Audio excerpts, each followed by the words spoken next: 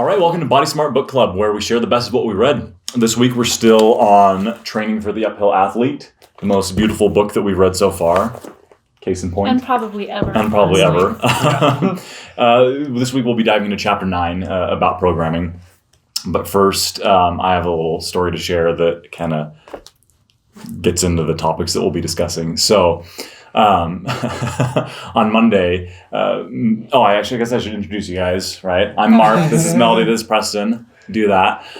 Anyway, on Monday, Cameron, who we've discussed before on the podcast, he's our invisible fourth person here. He's here in spirit. We need a cardboard pad. We do need that. But anyway, so Cameron, Melody, and I on Monday did a hike to Malin's Peak. And we wanted to do it pretty fast. And the way up was like, I was leading, and when you're in the lead, right, you always got to charge through. But like secretly in my mind, I'm like, I'm going to die. I really hope one of them asks for a break. And no one ever did. And so I'm like, anyway, we made it up. I didn't outwardly complain, so that was fine. And honestly, like, felt good. It was great, beautiful day, perfect weather. Although at the top it was really cold. It was about 3 miles up. Roughly 2,000 feet of climbing. So it was a pretty steep one. Yeah. So anyway, they do fine. And then on the way down, it's funny. So Cameron and I are talking about how, I'm like, oh yeah, I love to bomb it down hills. Well, he and I have a very different definition of bombing it down hills. Cameron's definition is kamikaze. Mine is like quickly, but fairly safely. Yeah. Anyway, so I'm trying to match Cameron and Melody's speed on the way down, and like I did all right. My excuse is that I was carrying a camera tripod part of the way, but that really isn't a good excuse. Anyway, get down to the bottom, it's fine. A little sore the rest of the day. Next morning I wake up and I like just fall out of bed, and I'm like Neil walking to the bathroom to get ready and everything. Anyway, long story short, my quads and my butt have had a rough time the past couple days. I was like making all sorts of sounds getting down the stairs this morning to film. But anyway, prior to that, probably for between 3 and 4 weeks, I hadn't really done much lifting, hadn't really done any running, cycling, anything like that. Like basically I was just being a bum the past couple of weeks, just because. Anyway, and so usually like something like that, like, yeah, it would definitely be more taxing on me. I'm definitely not as endurance adapted as Cameron, and especially not as endurance adapted as Melody. But like can usually handle and absorb that pretty well. But just the fact that I really hadn't done a ton of activity in the past several weeks definitely set me back for being able to like manage the loads on that run. And so just the past couple of days I've been dealing with like a lot of soreness, a lot of feeling like an old man, and just things that had I been consistently training, would not have been as big of a deal, right? Maybe a little bit of soreness the day after, but probably would have been fine. But now I'm like old man Mark for the next couple days. Well, I knew you'd be sore because on the way down, you're like, your legs are shaking. You're like, my legs feel like Jello. It's so true. I was like halfway down, maybe. I was like that, so it was good. It was a fun run, though. And I keep asking Mark, like, don't you love that feeling, though? I don't know about you guys, but I love that feeling of just waking up super sore. I mean, part of me is like, okay, I haven't been working out. That's embarrassing. But another part of me, I didn't mean for that to come off. Anyways, but another part of me is like, I worked. You're embarrassing, Mark. No, that isn't always what being sore means. But sometimes I'm like, oh, man, like, I worked really hard. And, it just feels good to know that you worked hard. Yeah. No, definitely. So. I think that's super true. Yeah, for me, part of it's like the horror of like knowing like, okay, I'm super sore getting out of bed. I still have to train today. This is going to be rough. You're so much better than me. I'm like, well, guess it's another day on the couch. I'm going to eat some potato chips and we'll go. But I definitely feel the satisfaction as well. That's when you're working hard and ultimately making that progression that we're looking for in our training. So love that as well. Yeah. I think there's also something with that. I think there's something to be said about continuing to train, right? Or even if it's not a really like difficult high intensity run, right? Even if it's one of those recovery runs, that idea of kind of like that active rest that we've discussed, that can just make that whole process a lot better. it's really easy when we have a hard day and we're not feeling great to just decide to sit down and do nothing. And even if it's not a ton of movement, any movement is going to be better than no movement. Just helping us to kind of deal with those, those aches and pains and kind of keep in our training schedule. And that's really what we want to talk about today, right? The idea of programming.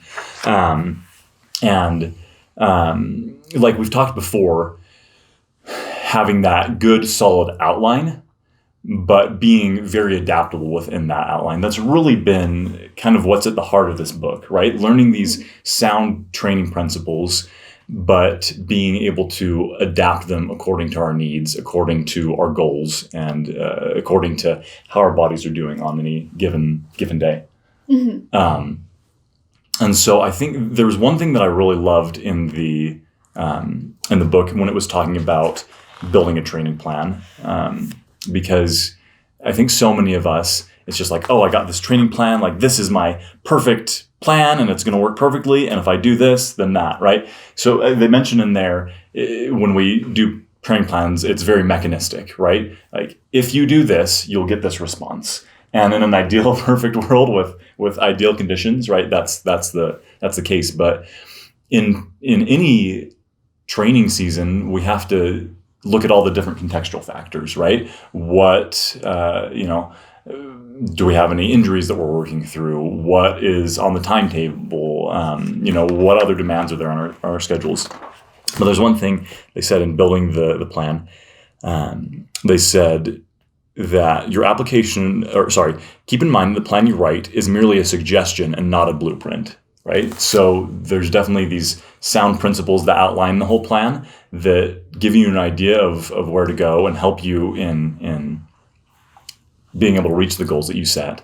But it's not an exact blueprint, right? Follow this step and this step and this step, and then you have the perfect plan that will always work for you no matter what. That's just not the case, right? Life is kind of lived in the gray zone. Mm-hmm. Yeah, it'd be nice if we had, the perfect plan that you could say like, oh, Melody, this is the secret to being a good athlete. Like, do this and you're going to be a world champ, or you're going to win this race, or you're going to get your goals, whatever it is.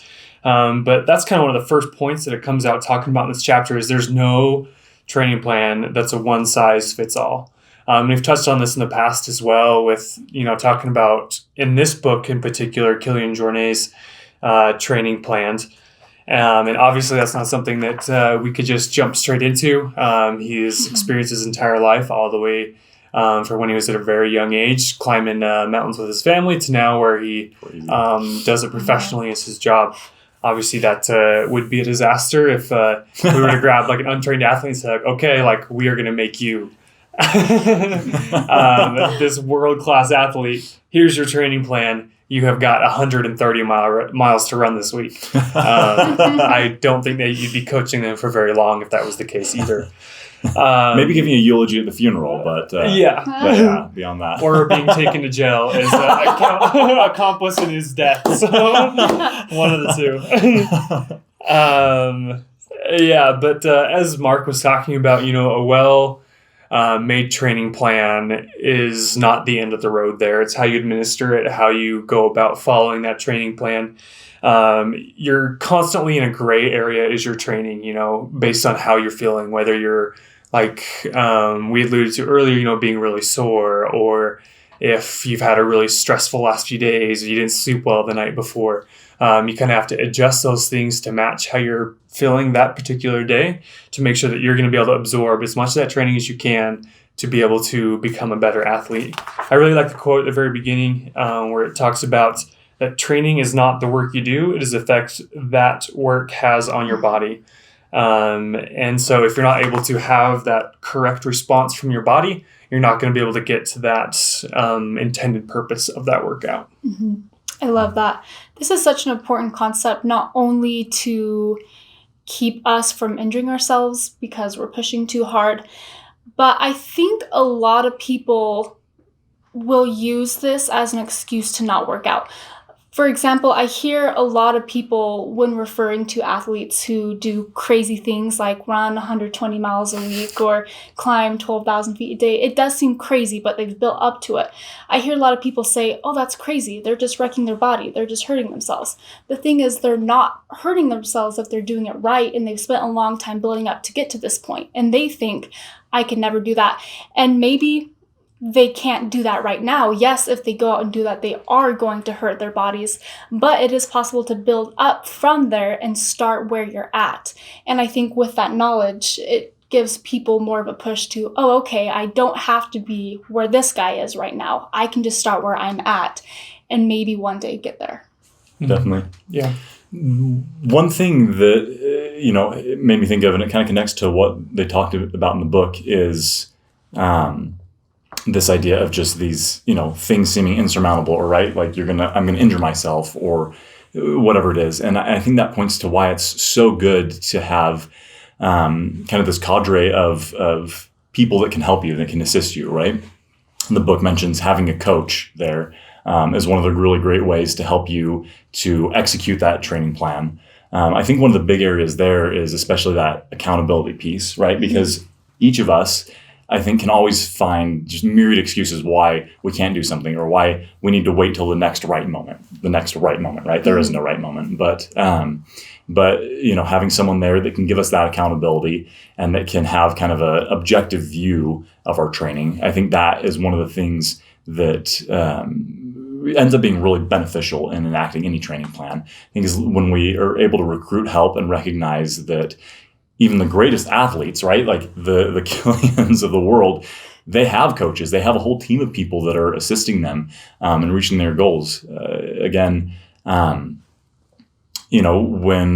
you do the heavy training like some of these athletes do, right, you dip into that capacity.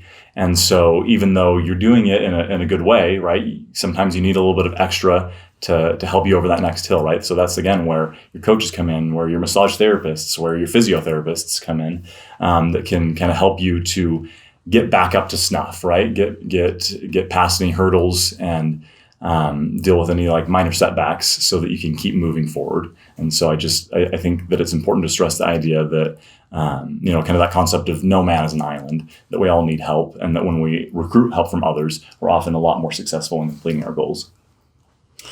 Definitely. That team is always going to be super important. And that's something that I've personally realized, the more I've moved throughout my running career, going from a high school athlete to a college athlete to now running professionally, more or less solo. Like, I have a team spread out across the world with Solomon, but there's no one directly nearby that like I'm reporting to or running with on a regular basis. And the first little while that I was doing that, it's become very apparent that it's really tough to hold yourself accountable for that, or even just stay excited about what you're doing when you don't have those people next to you cheering you on. And so more or less, I guess that's how I became affiliated with Body Smart, is because they became somewhat of my team, being able to come here not only for training, but for advice and to get different treatments done to be able to stay healthy. And it's across my entire team, across medical and nutrition and coaching and things like that, has become very necessary in order to maintain such a high level of training. And so I can see why that's such an important part of what they talk about here in the book, because it's not a one-person job. Running seems like such a solo sport, like you're doing it by yourself, but behind the scenes, there's always more people there.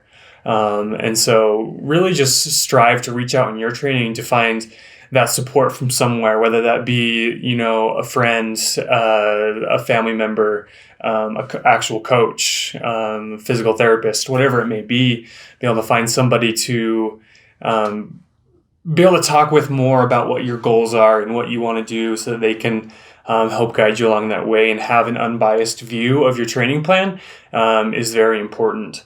That's one of the next points that they talk about here in the book as well, is talking about that goal and what that goal should be in regards to your training, and how that relationship between your actual training plan and what your goals are should look like. And so in my mind, your training plan is a result of what your goal is, and having a goal is really the first step to knowing where you start. Obviously, as we've talked about prior to this, different training types and different zones of training are more beneficial for specific races. Obviously, if you're doing an ultra marathon, training in zone 5 exclusively won't get you as far as if you were to spend more time in the zone 2, zone 3 training, and then dabbled in the zone 5, just to build that anaerobic ability there. And so starting with the goal is really the first step in that process of creating a solid training plan. Definitely. And I think you put it perfectly, right? Like, you have to have, like, it can't just be, I want to do this, right? It has to be detailed enough to get where you want to be, right? Like, I'm not just going to do this type of training. It needs to have this type of training, right? It needs to have different things built into it. And so there's a kind of a goal system that I come up on recently. I probably heard it in different ways, right? I think typically we hear like the SMART goals. But the way that I liked, the way that this company talked about it, I really like the way that they put it out. So Precision Nutrition is the company. Definitely check them out. Awesome company for just general nutrition advice, things like that.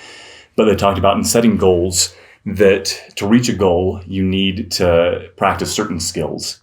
And to develop those skills, you need to develop strategic daily actions to accomplish those goals. And then you need to take those strategic daily actions and apply them consistently over time. And that is really the way that we reach our goals, right? By building from the small and until we eventually reach that mountain, right? That idea of building brick by brick until we built a house.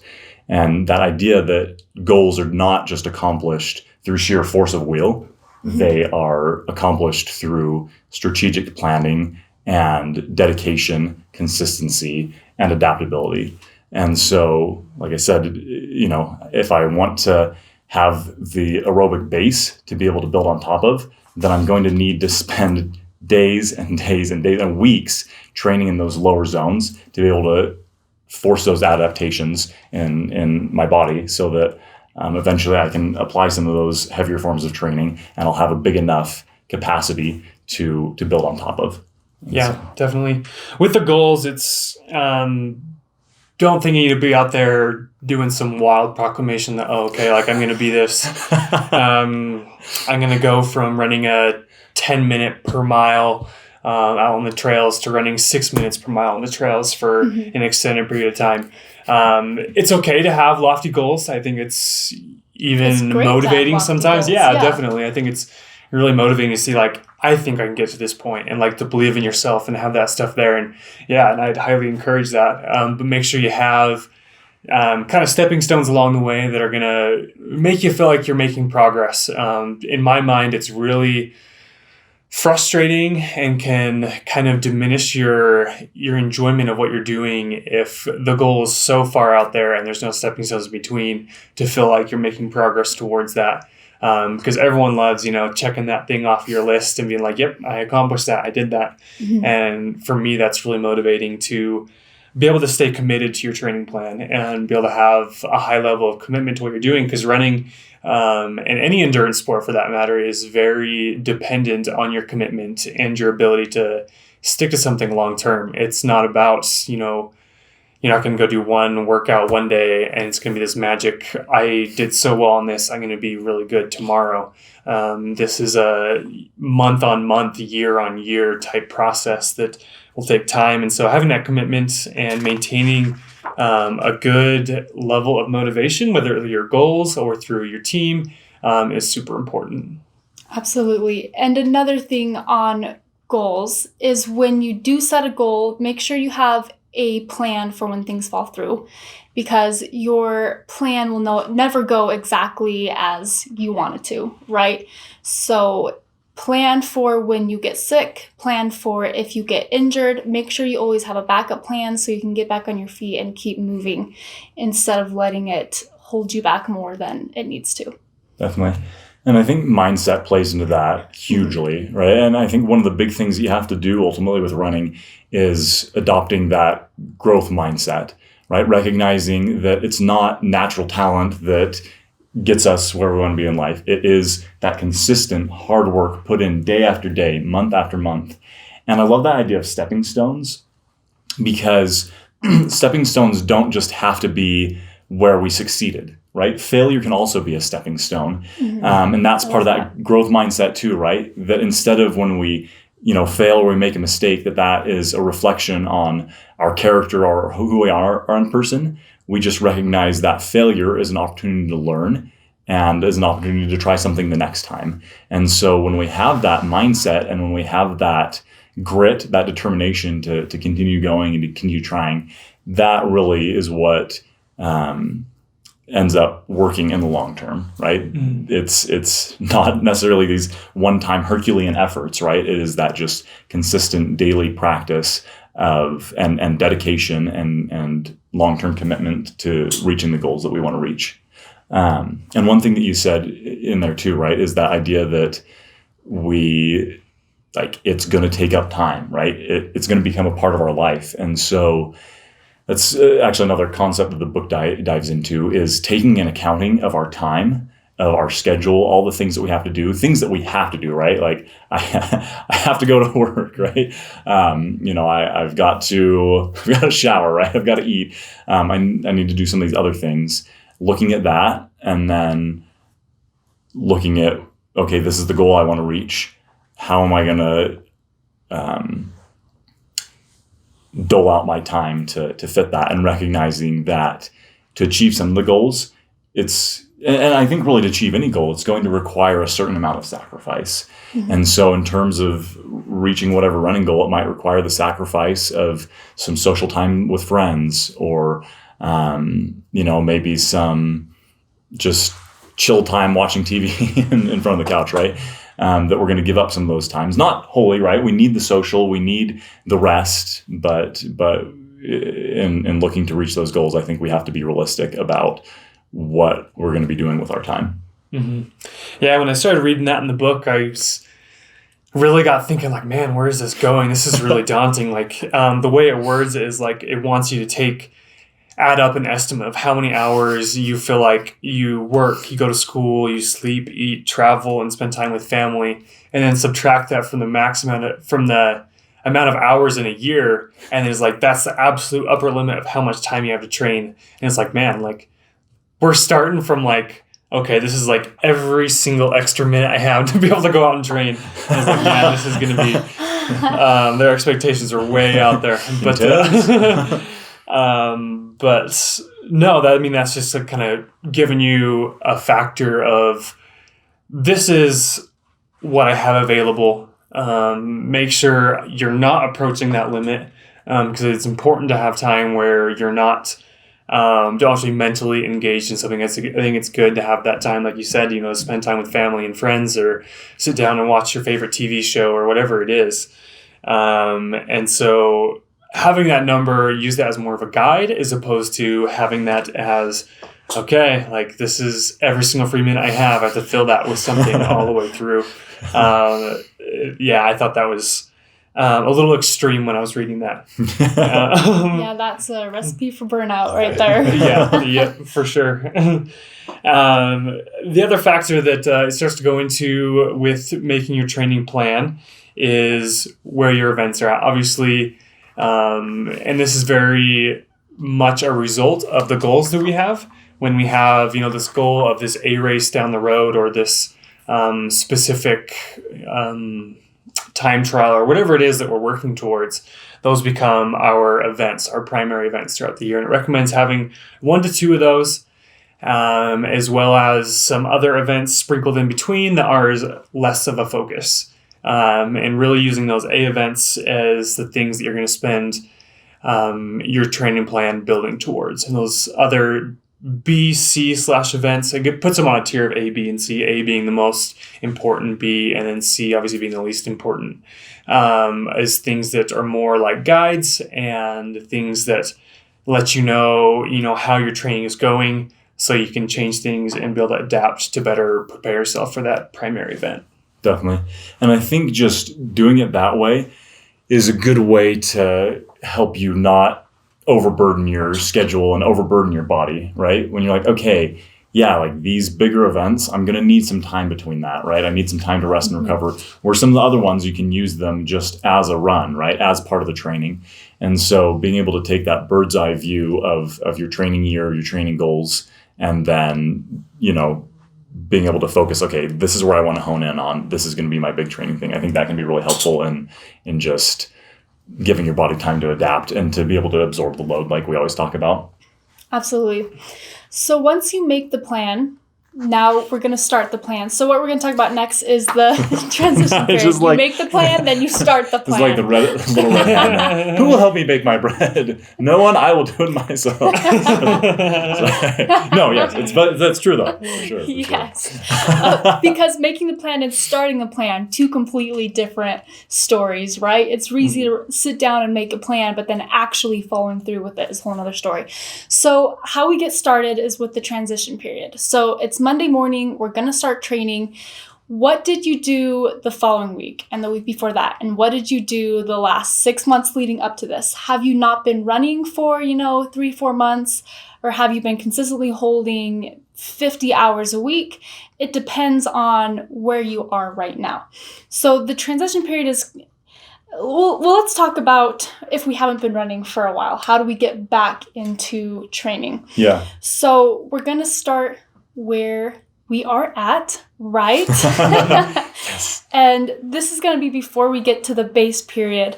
So just be careful here to not, like if you were doing 50 miles a week 3 months before this, you can't just jump right back into 50 miles a week. Try maybe cutting that in half. So maybe 20, 25 miles a week and slowly build up until you are at that 50 miles a week again. Yeah, I actually really liked this chapter because I think the idea is very similar to the idea that we espoused when we were talking about strength training, is that, what can be really beneficial in terms of strength training is that high load, low reps, just in terms of building like absolute force. But again, if you haven't been lifting, you've just been sitting beanbag eating Cheetos.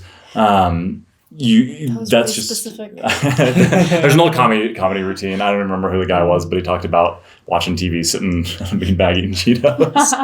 I always think of that when I'm like being lazy, sitting on a beanbag eating Cheetos. But to just jump into that high load training is probably going to wreak havoc on your body. Just because you haven't given the body time to adapt, right? The muscles, the connective tissue, the joints, etc. And so with building into that program, we talked about a transition period, right? Maybe 2 to 4 to 6 weeks where you're just going through the motions, learning the movement patterns, and then beginning to apply load. And I think the same thing with this, right? That we're still getting in the running, but we're not going to just go from 0 to 60 and just off the couch, right? That we don't just jump into that like ideal goal, right? If I want to run 100 miles a week or whatever, right? That we're like, okay, let's start slow. Let's start conservatively and see how the body adapts, right? It's a lot better to start off on the low end and be able to recover quickly than just hit it too hard, do too much, and then potentially set yourself back weeks or months because of an injury. Mm-hmm. I think it's important to note as well, why we had that time off in the first place prior to when we started our training plan. And I think that's an important factor in what we're going to be doing during this transition period in the first place. If it was a specific injury, let's say you'd had issues with your calf, at this point, you've taken your time off, the muscle's healed, but how are you going to prepare that? How are you going to transition that inactivity with that calf and that prior injury into being able to handle the loads you're putting into it? So maybe incorporating something that's going to be specific to whatever it was that caused you to take that time off, that'll help you to be able to avoid that in the future, whether that be, through an injury, strengthening that tissue through strengthening exercises, continue to go into physical therapy and getting treatments done and things like that as well, can help transition whatever that was into being able to handle the loads that you're doing now. The way they define this period is really just that time that is preparing you for the amount of work that you want to be able to do in the future.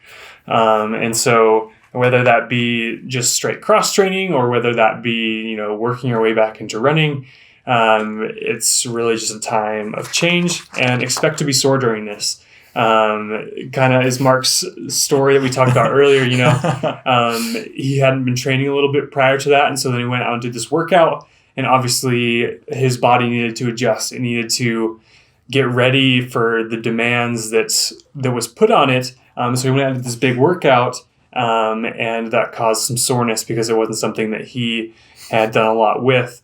But going forward with that, if you were to continue doing workouts similar to that and, maybe went and did Maitland's again in a few days, slowly over time, his body would transition to be able to accept that and be able to use that as more of like a training stimulus as opposed to something that would break down the muscles to a point where, we have our canes out on the side, walking around with our crutches and things. So don't freak out when you do that first few workouts and you're really sore. It's pretty normal. It takes time to get into the bulk of things. We're going to start feeling good. Yeah. And I loved that what you said about just like don't freak out right when you experience some like discomfort. This is new, because I think for some people that just becomes so scary, and they're like, oh man, like doesn't feel great, like I should stop doing this, I'm gonna break something. And so one, like I think recognizing that just soreness is going to be a natural part of developing into any training plan. But two, again, why it can be really nice to seek the advice of a physical therapist or a health practitioner like that can kind of look at your movement, look at what you're doing, and help you to decide if you are putting too much load on, if you're doing the right, and kind of how to transition into that. But I just like hearing you talk about, like, I love the way that you talked about building into load. And I just like, it's so cool to me because our bodies are capable of so much. Like that's one of the things that I've really loved about this book and diving into this is just, again, recognizing or rediscovering just how much our bodies can do, and that our bodies can accomplish amazing feats. And that certainly for athletes like Killian, right, they definitely have a leg up on us in that, like, some of them have been training their whole lives, but any of us can accomplish some really great things if we just are willing to put in the time and do things in an intelligent and measured way. Mm-hmm. Real quick, I want to go back to talking about how we're sore in the transition period. I feel like this is really important to know to avoid falling into this cycle of I'm sore, I'm going to rest, you rest too long, you work out again, you're sore again, so you rest, and then you never actually get better. It's just a cycle of working out and getting sore and never progressing. It's so important to, when you are sore, to do that active recovery and to make sure that you still get your workout in, but just don't push yourself as hard. If you wait 3 days after workout, then that workout was basically pointless. It's important to never go longer than 3 days after a good workout. So when you're sore, don't freak out. Just work through it, and eventually that soreness will go away. Yeah, I'm super glad you brought that up because I see that all the time in athletes. They go and they take so much time off between each workout that their body doesn't realize this is something needs to adapt to. They see that as like the 1 in a million day where it's like, okay, that won't ever happen again. Like, no one would ever be stupid enough to do that again. And so it never adapts to that response that you had to that workout. And so, good point. I love that you brought that up because it is important to keep that consistency and to be able to avoid that pitfall really of doing a workout and then waiting several days before giving that stimulus again. Mm-hmm. Yeah. There's definitely, what you're saying reminded me of this other Precision Nutrition article. I'm like name dropping them all the time.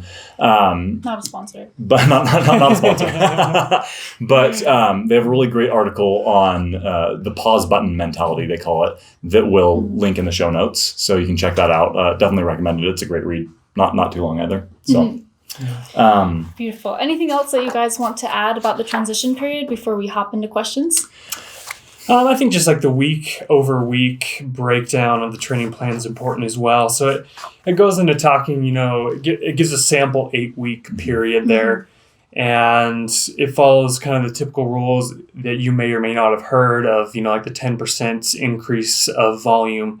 And I can't remember where I had it in here, but it talks about that it shouldn't be more than 7 to 10% per week in progression, not only just in your mileage, but you should be measuring this in the number of hours that you're working out, the vertical feet that you're gaining, especially if you're a trail runner, obviously, and the distance you're doing. So keeping an eye on the progression for all of those can kind of help you look at this from a well-rounded view, so that you know that it's not only like the distance is progressing correctly, but everything is progressing correctly, because the time on your feet is just as important as the distance or as the vertical gain. And so just make sure you have follow that 7 to 10% increase week over week. And then it talks about how every 4th week you should have a decrease from the prior week, and it says to do that by about 50%. So if you were to go up, 10% weeks 1, 2, and 3 from like maybe 10% would be 1, so 11 to just over 12 to just over 13. It says to decrease that by 50% into that 4th week.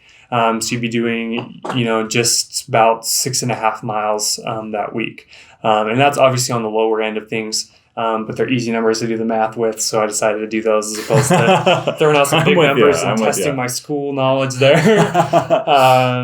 But the concept holds up all the way through. And maybe, as you get into more higher mileage, maybe taking that more of a grain of salt and progressing at a slower rate than that could be beneficial, because obviously once you start getting into the bigger numbers, 10% could be on quite a bit when you're adding it up. We keep referencing, this 100 miles a week. At that point, in the time of this 4-week microcycle, you could be going from 100 miles a week up to 130 miles a week. That's huge. Which is a huge increase. So it's a great point to start, but then using that adaptability that we talked about earlier, and really your knowledge about training and how your body responds to that training to be able to adapt those percentages could be really beneficial. Definitely. Great. I think the last tidbit that I have is just this idea of it's really nice to have motivation when it's there, but if we're waiting on motivation to go out and do something, then we're probably not ever going to do it, right? I think it's important to remember that action often comes before motivation, and that if we just consistently take those small daily actions and we consistently apply that training load over time, that we'll be able to reach our goals. It's not going to just come from white knuckle willpowering it. It's going to come from just steady, measured, day by day progress. I love that. Anything else in the transition period? No, I think that's great. Okay. Yeah, you crushed it. I think so too. We'll hop into the questions here. We'll transition into If you will. So one question we received is there such thing as an off season? For example, is it good to take 2 or 3 months off of running every year? Or is it okay to maintain high mileage throughout the entire year? Who do you want to tackle that one first? I have a few things to say about it, kind of just being in that scenario, year after year. But in my opinion, I don't think it's a good idea to take 2 to 3 months off. I think, between 2 to 3 months off and then 2 to 3 more months to kind of transition back into that training, I think, there's half of your year is just maintaining and not any progression there. And so while I think it's super important to take time off, not only for your body's health and muscle recovery and things like that, but for your mental health as well, of not having this monotonous training that goes, just every day for the rest of your life. I think it's important, but just instead of taking it completely off, I think it's okay to take a little bit of time completely off, maybe take 2-3 weeks off at the end of your season after your primary goal. But at that point, I think it's important to make sure, you're following this habit that you've maintained of getting out and just being active and being healthy. And I think that's the most important takeaway, is that this is not something you just do part-time. This is taking care of your body. This is your health. And so taking that much time off, speaking aside from the actual, like our goals of training health-wise, could be a negative thing, because we are essentially putting this idea that it's okay to be, a couch potato for, at that point, a quarter of our lives. 3 months is, a lot of time per year. Yeah. And so I think you bring in an important point, and I think it's important to define what we mean by off, right? And I think if it's in the definition like that, right? Like, yeah, I'm just like, I ran a lot in the year, so I'm just going to do nothing, right? I'm just going to be a couch potato. Then definitely no, like, don't do that.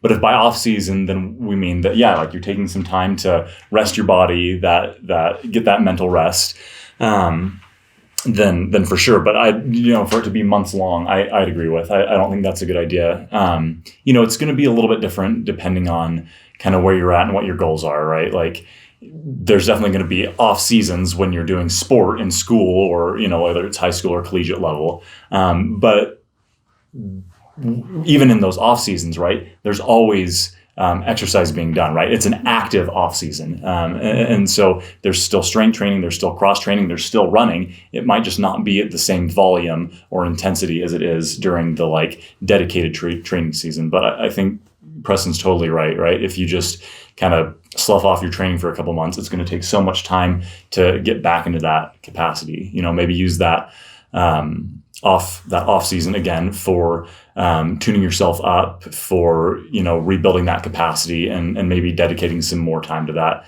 base building type of workouts. And I think that's a lot better way to go. We've talked about before that active couch potato syndrome, right? Where we just hit it hard and then the rest of the day we're not moving. And so again, even in whatever rest periods that we are, that those are active rest periods, right? That we're still getting a lot of daily movement. So even during those times that we are taking off from running, right? That we're still up and doing, right? Like, yeah, I need some time off. I need a mental break. I'm going to go do a nice light hike with some friends, right? So you get that social aspect, but you're still moving your body. I think just the important thing is don't stop moving.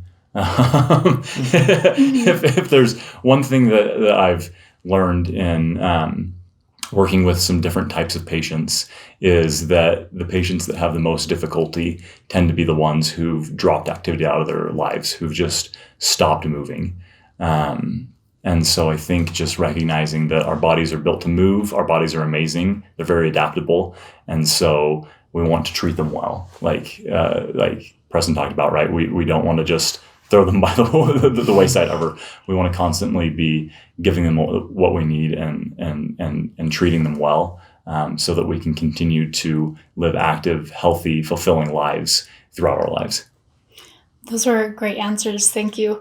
I don't really know the answer to that. I wouldn't know how to answer that because I've heard a lot of different things. I talked to Jesse Rich a few months ago about how he trains for ultras. He's an elite runner in Utah, and he actually said that he does take 3 months off every year. But he did say that he gets a lot of flack for that, but that's something that works for him.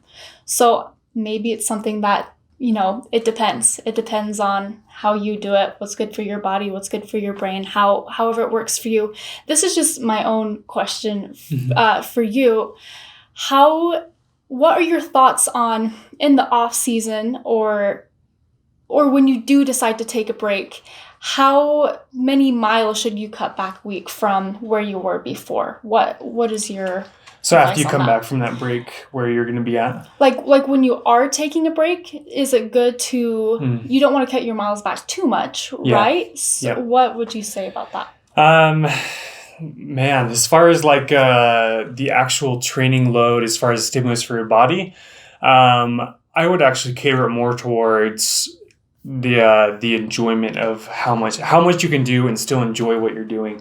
Because if you're talking about, during this break time, wanting to take a complete break, we've talked about this in the past as well, that this needs to not only be a physical break, but a mental break as well, something that you don't feel like you're completely exhausted from, both mentally and physically all the time. I think that's going to be a large factor in that, is during this off time, how much can I do and still enjoy what I'm doing? So if you're going out and you're forcing yourself to run during your time off, then it is going to have a negative effect when you go into your real training, when you have to up that up and you're already in this burned out state. And so I would say that you should use both your energy levels and your mentality as guides to be able to decipher what that number would be. I don't know, there's a specific correct percentage. Like me, for instance, I like to just be able to get out, and honestly, I still do most of my mileage. It's almost like still like a base building type phase, and mine's probably to one end of the spectrum, whereas other people, may err towards one of the side of like, I'd rather cut it down by 50% and do quite a bit less. And so, as everything is, it's a kind of a gray scale of what you should be doing with that time. That was awesome. Yeah, that was awesome. Thank you. Yeah. All right. Any last tidbits before we move on to the end? I don't have anything. All right. No. Okay, I think that was all good stuff. Well, thank you guys, and thank you everybody who tuned in today. Quick shout out to our sponsors. Shout out to the Utah Running Shop. Shout out to the Oaker to Stansbury Trail Series by Jimmy Thomas. Shout out to the Wasatch Run Club! Yeah, the Wasatch Run Club. Check us out on Facebook and our group, Wasatch Run Club, as well as our website, wasatchrunclub.com. Our Facebook group, just feel free to post about your training, things that are going on in your life, questions about running, products, cool stories, whatever it is. We're just trying to create a cool atmosphere that the running community here in Utah or really anywhere can interact and be able to help each other out and progress as individuals and as runners. Great. Don't forget to like, share, subscribe. And if you have any questions on this episode or from the reading, go ahead and comment. You can also contact us through our website, bodysmartutah.com, or through our Facebook page, BodySmartPT. And we will see you guys on Monday.